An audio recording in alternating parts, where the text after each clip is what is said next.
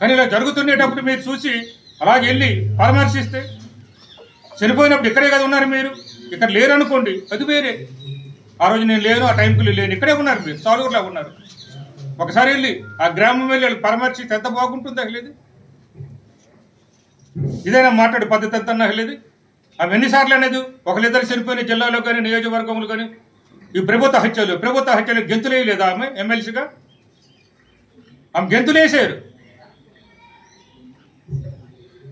అయినా మేము మానవత్వంతో ఆ కుటుంబాన్ని ఎలా ఆదుకున్నారో అలా ఆదుకున్నాం. అసలు చనిపోయిన కుటుంబాలు ఎక్కడ ఉంటాయి.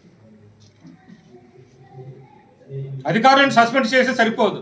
నేను జిల్లా కలెక్టర్ గారి ఐటీడీ పీఓ గారిని చెప్తున్నాను నిన్న, ఎవరైనా సరిపోతే ఒక్కో జైలు బాధ్యత సమంజసం కాదు. మీరేం చేస్తున్నారు? మీరు ఎటువంటి ఆదేశాలు ఇచ్చారు? ఎన్నిసార్లు రివ్యూ మీటింగ్లు పెట్టారు? మీ మంత్రి గారు కానీ మీరు కానీ మీరు రివ్యూ మీటింగ్ పెట్టాలంటే మీ డాక్టర్లు పిలిపించాలి, మీ అధికారులు పిలిపించాలి, మీ హెచ్ఎంని పిలిపించాలి, మీ వార్డుని పిలిపించాలి. మీరందరూ కలిపి నెలకు ఒకసారి 2 సార్లు సమీక్ష సమావేశాలు చేయాలి. ఈ విధంగా చెయ్యండి. పిల్లల ప్రాణరక్షణకి ఏఎన్ఎంలు గట్రా పంపించి దగ్గంటే ఏమి ఎలాగుంటుంది, చిన్నపిల్లలకు తెలియదు. జ్వరం అంటే ఏమిటి, కడుపు నొప్పి అంటే ఎలాగుంటుంది, అవగాహన కలుగు చేయాలి. వారికి ఒక అవగాహన కలుగు చేయాలి ఉంటుంది. కాబట్టి ఏదైనా వస్తే మీకు చెప్పండి అని. అటువంటిది చేశారా?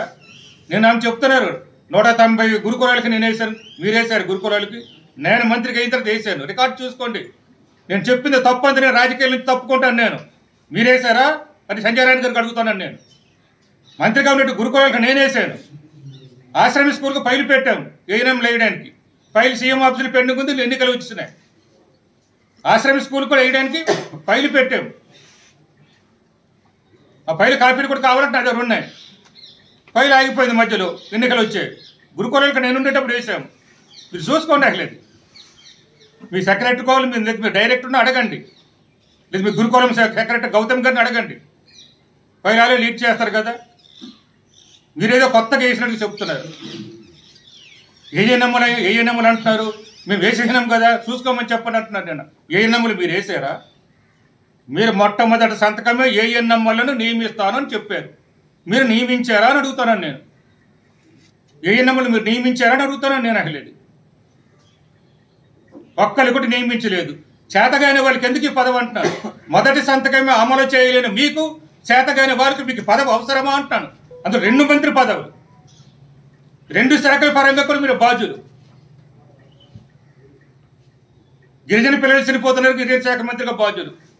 3 శిశు సంక్షేమ శాఖ మంత్రి చనిపోతున్నారు చిన్నపిల్లలు కాబట్టి 3 శిశు సంక్షేమ శాఖ మంత్రిగా బాధ్యులు. ఏఎన్ఎంలు వేశారట. పక్కనున్న సబ్ సెంటర్ నుంచి కానీ, పక్కనున్న ఆసుపత్రుల నుంచి కానీ ఆ హాస్టల్ చూసే పద్ధతి, 15 రోజులకో నెల రోజులకో డాక్టర్ వెళ్ళడము, వారంకో 10 రోజులకో ఏఎన్ఎం వెళ్ళడం ఇప్పుడు కాదు, కాంగ్రెస్ ప్రభుత్వం ఉన్నప్పటి నుంచి ఉంది. నేను మొదటిసారి ఎమ్మెల్యే కాకముందు నుంచి ఉన్నది ఈ పద్ధతి. అది హాస్టల్ పక్కన ఏదైతే సబ్ సెంటర్ ఉంటుందో ఆ ఏఎన్ఎంలు పర్యవేక్షణ చేయడము, హాస్టల్కి దగ్గర ఏ హాస్పిటల్ ఉందో ఆ డాక్టర్లు 15 రోజులకు ఒకసారి నెలకు చూడటం. ఇప్పుడు కొత్తగా ఏం పెట్టలేదు. అది ఇప్పుడు ఆమె పెట్టినామని చెప్తారు. కొత్తగా ఏం పెట్టలేదు. అది కాంగ్రెస్ ప్రభుత్వంలో నేను రాకముందు నుంచి ఉన్నది. నేను ఎమ్మెల్యేగా ఉండేటప్పుడు కూడా నేను చేస్తే ఉన్నది. ఏఎన్ఎం ముదుకున్నారు సార్, ఈ ఏఎన్ఎం 2 రోజులకు వస్తారు సార్, ఈ డాక్టర్కి 2 రోజులకు వస్తారు సార్ అని డాక్టర్తో కూడా మాట్లాడాము. ఇదైతే కొత్తగా ప్రవేశపెట్టినట్టు, కొత్తగా చేసినట్టు. నేను ఎమ్మెల్యే కాకముందు నుంచి ఉన్నది. అది పక్క